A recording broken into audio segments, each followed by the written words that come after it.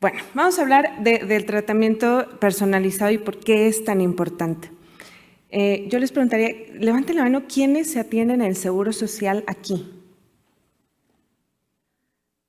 Ya, pues ganaron por inmensa y amplísima goleada. ¿Quiénes se atienden en el ISSSTE? Los acompaño, ¿no? Una sola persona. ¿Quiénes se atienden por medio privado aquí? Bienvenida, bienvenidos, muy bien. Entonces, un poco ese es el panorama que existe, al menos en nuestro país, y es parte de la complejidad. El sistema mexicano, aquí hoy, y le agradezco también enormemente, nos acompaña gente de la industria farmacéutica y valoramos mucho su compañía y su apoyo, porque gracias a ellos también este tipo de foros son posibles. Y yo creo que es parte de la complejidad incluso que ellos enfrentan, ¿no? Y nosotros como médicos y ustedes como pacientes, quienes han intentado explicar el sistema de salud mexicano en el resto del mundo, se han visto en graves problemas, porque todos sabemos que existe el IMSS, que existe el ISSSTE, que la menor cantidad de población en nuestro país tiene algún tipo de seguro de gastos médicos mayores. En nuestro país existe muy poco esa cultura todavía y eso es algo que tenemos que cambiar. Existe la seguridad social de tipo local, por ejemplo, cada estado tiene su ISSSTE algo, ¿no? El ISSSTECH, el ISSSTE no sé qué, el ISEM, o sea, es un sistema de salud muy complejo. Y parte de eso es importante porque implica el cómo vamos a afrontar nosotros como médicos cuando lo recibimos a ustedes. Hace algún tiempo decían, bueno, es que de repente nos ponemos la bata, ¿no? Del Seguro Social, del Instituto de Neurología, de donde nosotros trabajamos, y de pronto podemos tener una cierta actitud y en la tarde en el consultorio privado puede ser diferente. Y no porque los tratemos distintos, sino porque los recursos de los que disponemos a veces sí cambian. Muchos de ustedes saben ahorita, por ejemplo, que ha habido algunos, eso no lo graben, que ha habido algunos retrasos, por ejemplo, ¿no? En la aplicación de algunos medicamentos, que ha habido retrasos, por ejemplo, para realizar una resonancia magnética en general en todas las instituciones de salud. Y eso, créanos que siéntanse acompañados cuando se desesperan. Nosotros también nos desesperamos junto con ustedes cuando ese tipo de cosas pasan, ¿sí? A nosotros nos encantaría brindarles la mejor atención posible. Para eso intentamos capacitarnos, para poderles ofrecer en la medida de lo posible todo lo que existe, todo lo que tenemos ya como algo novedoso, pero a veces pues es complicado. Entonces, cuando nosotros vemos cómo tratar a un paciente y cómo personalizar su tratamiento, desde ahí empieza, ¿no? En dónde nos vamos a atender y qué recursos reales tenemos a la mano para disponer. Porque a veces, por ejemplo, si yo les doy a lo mejor una receta y vaya y compre, me van a regañar en mi institución, ¿no? O luego los mismos pacientes pueden meter, claro, la queja de me están pidiendo algo que aquí yo en mi institución no tengo. Y entonces se genera como de repente como esta incertidumbre de y si es necesario, no es necesario. Y para que ustedes lo sepan, de pronto, todas las cosas que ustedes de pronto dicen, es que me vieron en 15 minutos, créanme, que en esos 15 minutos la cantidad de información que pasa por nuestra mente mientras estamos hablando con ustedes es bien importante, ¿sí? Mientras estamos hablando con ustedes, estamos pensando en un montón de cosas como esto, ¿sí? Si ustedes ya lo mencionaron en las pláticas anteriores, no lo voy a repetir, pero en los factores de pronóstico, si tenemos muchos factores de mal pronóstico o la esclerosis múltiple se está comportando más o menos de una forma moderada, tal vez no de una forma tan agresiva, sin menospreciar ninguna forma de presentación de esta enfermedad. Si es una persona que aparte tiene alguna comorbilidad, tengo esclerosis múltiple y diabetes, si tengo esclerosis múltiple y lupus o artritis reumatoide, y entonces tengo que pensar en cuál va a ser la estrategia de tratamiento que a mí me va a servir para tratar en la medida de lo posible todo el espectro que esto puede requerir. Si soy mujer o soy hombre, ¿cuántas aquí son mujeres? Igual, ¿no? Por goleada, creo que nos ajustamos a la estadística, ¿no? La mayor parte son mujeres, ¿no? Entonces, es una mujer joven. ¿Cuántas de ustedes ya son mamás de las mujeres que levantaron la mano? Ok. ¿Cuántas no son mamás? Pues sí, son bastantes. Y de las que no son mamás, ¿cuántas quieren ser mamá? Ok. No, levanten la mano, pues, no, con honestidad, porque, ¿no? Entonces, eso también pasa por nuestra mente. ¿Es hombre o es mujer? Si es mujer, y no porque a los hombres no nos importe tanto, sino porque tal vez la evidencia médica que tenemos de la complejidad que puede haber en el caso de los hombres para el tema de embarazo, pues tal vez nos dice que no parece generar tanta complicación, pero en el caso de las mujeres hay muchas dudas. Yo tengo pacientes que se diagnosticaron en los 90s o incluso un poquito antes y que realmente los médicos les decíamos, ¿no?, que la mejor idea era pues que no fueran mamás, ¿sí?, porque a lo mejor la enfermedad se iba a complicar, o porque pues en 15 años tu hijo va a ser quien te lleve en silla de ruedas. ¿Quieres eso? Y esa era la expectativa que existía de la enfermedad hace muchos años y hoy ya no es así. Y por eso es muy importante, creo, generar esto. Si ustedes se meten a internet y todavía le buscan ahí esclerosis múltiple, puede aparecer mucho de este panorama que existía hace algunos años. En algunos países del mundo, por ejemplo, se dividen las consultas, ¿no? Ciertos días de consulta van pacientes que tengan cierto puntaje de discapacidad o menos y ciertos otros días los que tengan más, con la intención de que los pacientes que tienen menos tiempo con el diagnóstico, que tienen esta enfermedad de manera más reciente, no vean, digamos, como este temor, ¿no?, de acumular discapacidad. Entonces, es parte de lo que pensamos. Las preferencias del paciente, porque aunque ustedes piensen de verdad, en esos 15 minutos sí los escuchamos, ¿no? Si mi trabajo es probablemente de viajar mucho, si tengo que moverme demasiado, tal vez me va a costar mucho trabajo pasar por los aeropuertos mis inyecciones, ¿no? Entonces, eso es importante. Si vengo de una historia de estos medicamentos de hace muchos años, como ya comentó la doctora Bertado, que eran inyectados, ya tengo eventos adversos y eso, mire, yo prefiero tal medicamento, en la medida de lo posible, vamos a considerar eso también para la elección del tratamiento. Si, como ya les decía, combinamos todos esos factores, pues hay una parte, digamos, que están relacionados con ustedes, pero luego están los otros factores que son los que están relacionados a cada uno de los medicamentos, ¿sí? Primero, claramente tiene que ver con la frecuencia de la dosis, ¿no? Por ejemplo, hay fármacos orales que se toman diario, hay otros que se toman 2 veces al día, algunos se toman durante un periodo muy cortito de tiempo, ¿no? Y eso nos va facilitando, digamos, el tema del apego, porque es mucho más fácil tener un apego a un medicamento tal vez que se toma menos veces en el día, ¿no? Eso dependerá, hay pacientes que no. Hay pacientes que no, que me dicen, no, doctora. ¿Ustedes se acuerdan, o ustedes son las mamás que iban con sus hijos enfermos al doctor y le decían, no, dele inyecciones para que se cure pronto? ¿No? Sí, todavía lo escuchan, sí, mi mamá era así. Entonces, todavía pasa eso, existe una percepción de gravedad de la enfermedad, que quienes llevan muchos años con la esclerosis múltiple entienden, pero quienes son pacientes muy recién diagnosticados probablemente no, porque desde el inicio de la enfermedad fueron tratados con fármacos de alta eficacia y tal vez una vez que se trataron no volvieron a tener recaídas en los siguientes años, mientras que los pacientes que fueron tratados desde el inicio con fármacos de menor eficacia no solamente padecieron los eventos adversos, sino que además sí batallaron tal vez en lograr un mejor control. Entonces, esa historia personal también se vuelve parte de la toma de decisiones. ¿Qué estoy buscando? Eficacia del tratamiento, ¿no? Es decir, es una forma muy agresiva de esclerosis múltiple, es una forma que probablemente puedo manejar con un fármaco de menor eficacia, el costo, y ahí va ligado pues obviamente el tema del acceso, ¿no? O sea, porque a veces nos queda muy claro que estos fármacos se consideran de alto costo. Entonces, ¿cuántos de nosotros podríamos pagar fármacos que cuestan arriba de 50,000 pesos al mes? Pues la mayoría probablemente no lo lograríamos si no fuera a través de la seguridad social y si no fuera a través también de un seguro de gastos médicos mayores, ¿no? Entonces, sí se vuelve relevante y de esto de la mano va ligado la disponibilidad. A veces dicen, pero es que yo sé porque salió en las noticias que tienen todos los medicamentos. Sí, pero a veces la teoría dista un poco, ¿no?, de lo que yo como médico cuando entrego una receta y me regresan y me dicen, pero ahorita no hay, cuando no, quién sabe, ¿no? Entonces, tenemos que jugar también ese factor en la toma de decisiones. No hay otro. Tal vez ese era el que yo pensé que podía ser mejor, pero si no existe en este momento la posibilidad de usarlo, pues vamos a escoger otro, porque la idea es que reciban tratamiento lo más rápido que se pueda, ¿no? Evidentemente, el tema de la vía de administración, ¿no? Tengo pacientes que ya llevan no sé cuántas infusiones intravenosas y esas venas ya no aguantan más, es momento tal vez de cambiarlos. Tengo intolerancia gástrica, no me permite seguirme tomando las pastillas, esto de la aplicación subcutánea ya me está causando lesiones en la piel, es decir, todo eso también tiene que ver. El monitoreo. A muchos de ustedes les pedimos laboratorios cada vez que van a consulta, algunos de ustedes cada vez que van a consulta y cada vez que se van a poner el medicamento, algunos de ustedes probablemente por el tipo de fármaco sea menor.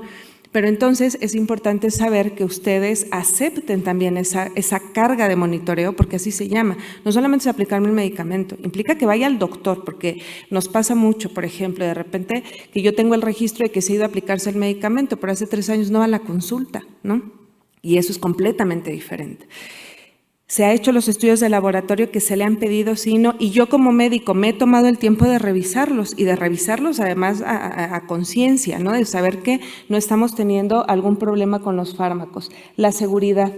No es lo mismo un paciente que empieza hoy y que le voy a dar un tratamiento probablemente que está en óptimas condiciones contra un paciente que diagnosticaron hace 30 años, que ya pasó por todos los fármacos que existen, por algunos medicamentos incluso que se usaban hace algunos años todavía en algunos pacientes que son partes de esquemas de quimioterapia, por ejemplo, y que el día de hoy que tienen alrededor de los 60 años a lo mejor ya tienen algún tipo de cáncer. Ahí que voy a ponderar, necesito el buen control de la enfermedad, necesito algo que también sea seguro para que no generemos mayor problema con estos aspectos y lo tenemos que pensar. Y en ese sentido también recalcarles que sí es muy importante, claro, el tema del control de la esclerosis múltiple, pero a veces se nos olvida que somos personas, que no todo es esclerosis múltiple y que así como tenemos esclerosis múltiple, en el caso de las mujeres el riesgo de cáncer cervicuterino, cáncer de mama, ¿no? Está ahí y entonces tenemos que ser conscientes de que no todo es ir al neurólogo, de vez en cuando hay que darle una visitada a otros especialistas para hacer un monitoreo correcto de otras posibilidades, ¿no? Este es un ejemplo nada más de uno de los algoritmos que existen en el mundo para tratar a los pacientes con esclerosis múltiple y no es mi intención que aprendan todos los fármacos que existen, sino que todas estas diapositivas y todo esto que les estoy diciendo pasa por nuestra mente de verdad mientras estamos en la consulta, ¿sí? Mientras ustedes nos van diciendo, es que, ¿qué crees? Sí me lo puse, pero me cayó mal, sí me lo tomé, pero me sentí peor, fíjese que estoy teniendo recaídas, todo eso está pasando por la mente del neurólogo que los ven, así lo ven usted con cara de perdido, es por eso, porque está procesando toda la información que les están dando, ¿sí? Porque para eso sirve. A veces tenemos que hacerlo más brevemente, a veces podemos tomarnos más tiempo, pero esa es la intención. Y entonces existen pacientes que tienen factores de mal pronóstico, pacientes que tienen o no tantos factores de mal pronóstico y que una vez que nosotros les empezamos el tratamiento que quieran, el que se pudo, el que estuvo disponible, el que el paciente escogió, el que el neurólogo consideró, tenemos además que evaluar si tienen eventos adversos y si están respondiendo bien y en caso de que no, generar un esquema de cambio, ¿no? ¿Cuál es el problema? Que como ven en el algoritmo, tenemos tratamientos finitos. Si bien es cierto que últimamente cada año y medio se aprueban en el mundo algunos de los fármacos, también es cierto que muchos de los que se han intentado probar han fracasado en el proceso y entonces no tenemos tantos como tal vez se pensaba hace algún tiempo que podían existir. Existen varios medicamentos, por ejemplo, aquí algunos que hacían falta en este algoritmo, que se aprobaron más recientemente, pero que sí son importantes de entender. Y esto trae de la mano el entender que la esclerosis múltiple, como ya lo decía el doctor Molina también, no es una idea tan cuadrada como nos enseñaron a veces en la escuela. Una fase inflamatoria, una fase progresiva, eso no existe. Existen formas de esclerosis múltiple, pacientes con esclerosis múltiple, y cada uno navega con esta enfermedad a través del tiempo de formas diferentes y eso lo tenemos que entender. Nos sirve lo que ustedes nos dicen, nos sirve mucho lo que nosotros les encontramos. Lo agrego porque les digo, es de los que ya están disponibles aquí en México, por ejemplo, y que no estaban en estos algoritmos, pero es importante entonces entender que la severidad de la esclerosis múltiple es en un rango bien amplio y en función de eso nosotros tenemos que pensar. Antes existían terapias que les llamábamos terapias de plataforma o terapias de baja eficacia. El problema es que el punto de corte para decir que un fármaco es de baja, moderada o alta eficacia parece medio borroso. Ahorita les voy a explicar un ejercicio que hicimos en México con eso. Pero la realidad es que no es tan fácil y entonces ha habido algunos autores que han propuesto más bien ahora dividirlos en terapias pulsadas intermitentes o en terapias de mantenimiento, es decir, para las que su efecto depende de que se los estén administrando de manera constante o aquellos tratamientos que se los toman en pulsos, como suele suceder, y el efecto de todas maneras sigue siendo muy largo, ¿no? O sea, por al menos 5 años en algunos casos, otros ya van en 9, otros ya van en 15, dependiendo las series que veamos. Entonces, es importante que sepan que estos cambios también en las estrategias o en cómo veíamos las estrategias de tratamiento también se están generando. Y luego existen algunas otras dudas, por ejemplo, por ahí, y lo pongo porque sigue siendo una duda constante. Muchos de los pacientes llegan, oiga, doctora, ¿y qué onda con el trasplante? ¿No? En Centro Médico La Raza, en Centro Médico Nacional Siglo XXI, en el Instituto de Neurología, tenemos pacientes que han recibido trasplante. De hecho, como chisme, esta semana se generó una controversia, por ejemplo, entre dos neurólogos muy famosos, porque uno decía que ya había cura para esclerosis múltiple y el otro le dijo, no, eso no es, si me están oyendo, no digan sus nombres, pero sí, no es que sí hay cura, no, es que todavía no hay. La realidad es que no, hasta el día de hoy no existe una cura, ¿no? Porque incluso eso se cuestionaba, claro, pues es que nos quieren seguir dando fármacos que son caros, no créanos que no. Como médicos, ya lo decía la doctora Bertado, para nosotros también sería excelente que llegara un fármaco perfecto, que ofreciera eficacia, que ofreciera seguridad, pero además hace algunos años en un curso de farmacoeconomía decían que no hay un fármaco bueno si el paciente no tiene acceso a él. Entonces puede ser el mejor del mundo, pero si el paciente no lo puede usar, pues se queda en lo teórico, ¿no? Y entonces, en ese sentido, están algunos tratamientos que se han propuesto como de alta eficacia y hasta hoy el trasplante autólogo parece ser de lo más eficaz, y el doctor Molina habló un poco de eso. Entonces, muy seguramente en el futuro, no tan lejano, cada vez yo creo que ya más lo vemos cercano como una de las herramientas que se van a poder utilizar, ¿no? Y hay que evaluar cuál es el riesgo-beneficio de cada uno de estos procedimientos, porque todos los fármacos, todos, hasta el de menor eficacia, tienen eventos adversos descritos. Y siempre podemos ser el 1% que decía que le iba a suceder alguna cosa. Yo tengo pacientes que son ese 1% y que todas esas cosas rarísimas les suceden, ¿no? Entonces, es importante saberlo. Y aquí lo más importante es que estas decisiones no se pueden ajustar si ustedes no se lo comunican a su neurólogo. Si nosotros no sabemos lo que les está pasando, ¿no? Luego mis pacientes me dicen, ay, perdón, la lata. Y yo, pues no es lata, porque si no me dices, no me entero. A veces estamos ocupados y nos podemos tardar un poquito tal vez en contestarles, pero no porque no nos interese, sí nos importa saber qué es lo que les sucede.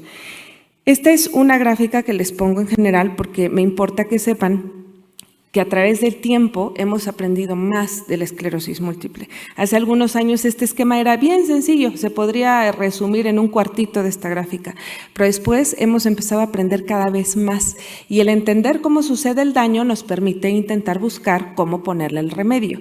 Y la ventaja que existe en esclerosis múltiple contra otras enfermedades neurodegenerativas es que podemos pegarle a la enfermedad desde diferentes ángulos, por diferentes mecanismos de acción. Entonces, eso creo que es de las grandes novedades. Y el tratamiento personalizado no solamente va de la mano de considerar todas estas cosas, sino también de entender la realidad que nuestros pacientes viven. Y en ese sentido, el año pasado, la doctora Llamosa se creó la iniciativa para crear unas guías mexicanas de esclerosis múltiple, en la cual muchos de los neurólogos que estamos aquí y algunos de los neurólogos que seguramente ustedes conocen, hemos participado, y que parte de esto, de entender que el tratamiento no solamente es el tratamiento de brotes ni el tratamiento sintomático, sino el tratamiento que realmente modifica la enfermedad. ¿Con qué objetivo de llegar a esto? ¿Sí? Antes nosotros veíamos y les decíamos, ¿no? Si aquí hay algún paciente que se haya diagnosticado hace más de 20 años, ¿hay alguno? ¿Alguien de ustedes tiene el diagnóstico? ¿No? ¿Sí? ¿Qué les decían? ¿Qué les decían sus neurones? Y pues vamos a intentar que la enfermedad se detenga, ¿no? Vamos a intentar que avance un poquito más lento. Nadie nos decía que se podía frenar la esclerosis múltiple. Mejorar, bueno, era impensable. Y algunos de los medicamentos ahora no es una promesa general, pero se ha visto que entre más temprano diagnosticamos, más temprano tratamos y con mejor eficacia, sí podemos lograr en algunos casos, que exista una mejoría de algo de discapacidad que ya era preexistente. Y entonces eso es una cosa que parecía impensable hace 20 años y que ahora vemos. Y el objetivo es ese. Ya no solamente decirles, bueno, va a ir un poquito más lento, vas a tener periodos donde estés más estable y eventualmente, de todas maneras, puede ser que empeores. Ahora, en esta era nueva de la esclerosis múltiple, el objetivo es este.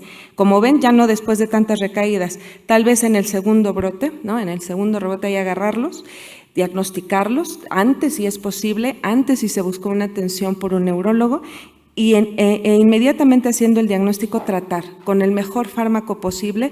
Ya les dijo la doctora Bertado, no el que salió ayer, ese no es el mejor fármaco, el que se ajusta mejor a las características de cada paciente y en ese sentido evitar acumular discapacidad a través del tiempo. Esta gráfica ya se las mostró de otras formas la doctora Bertado, pero la idea es que entiendan todo lo que los medicamentos que existen en el mundo, ¿no? Que son muchos, diferentes, por diferentes vías, en patente y en genérico, ¿no? O sea, de muchas presentaciones, seguramente seguirán llegando más, y cada uno de estos fármacos requiere algún seguimiento.